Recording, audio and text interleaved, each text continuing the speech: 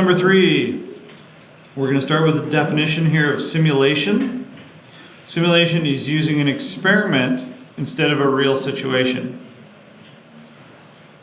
So Gina uses a simulation to show that the probability that both traffic lights will be red on her way to soccer practice. What is the experimental probability that both lights are red? Write your answer as a fraction, a decimal, and as a percent. So she's got 2 lights that she goes through.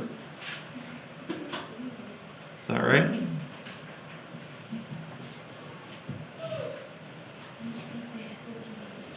Yeah.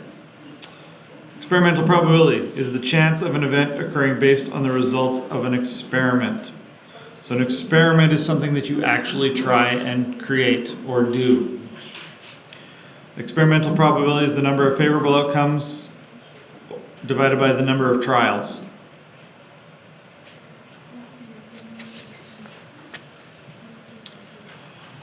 So Gina records her results from spinning the spinner twice, and then she completes this chart.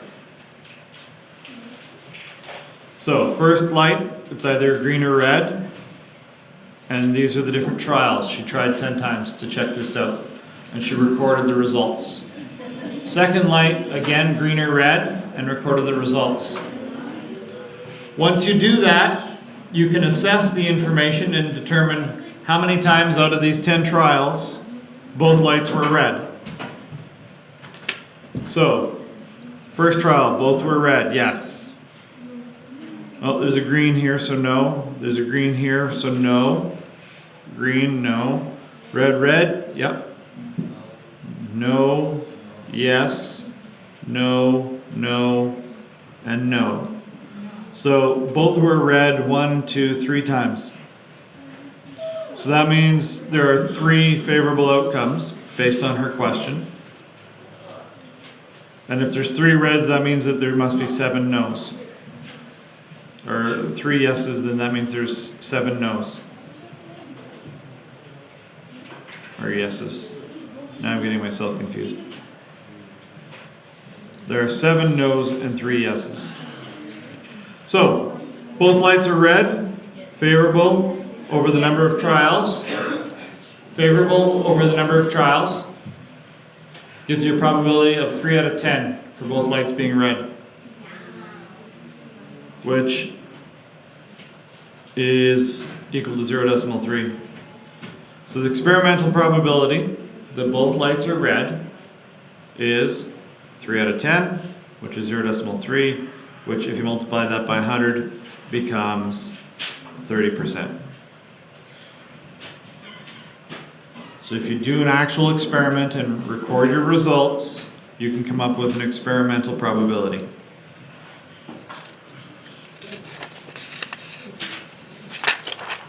Question B, what is the theoretical probability that both lights are red? Theoretical probability is the calculated chance that an event will occur. It is the number of favorable outcomes divided by the number of possible outcomes. So along the lines of what we've been doing. And so example, the probability of tossing heads on a coin is 1 out of 2. There are 2 possible outcomes when you flip a coin, heads and tails. Heads is one of them, so it's 1 over 2. So, let's go back to the red light question. The probability that 1 light will be red on the spinner is 3 out of 5. So we're using a spinner. So the first light being red, spin it. There are 3 favorable outcomes out of a total of 5. And the second light being red, same situation, 3 out of 5. When you multiply the 2 together, 3 times 3 is 9, 5 times 5 is 25. So here, we've got a probability of 0.36. 9 divided by 25 gives you 0.36. So that's the theoretical probability based on using this spinner. So the theoretical probability that both lights are red is 9 out of 25, or 0.36. And when you multiply that by 100, you end up with 36%.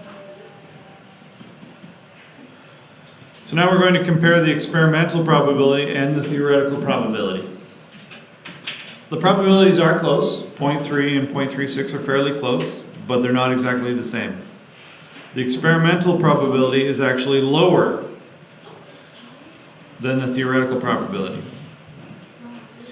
If Gina did the experiment more times, the experimental and theoretical probabilities would likely be closer together.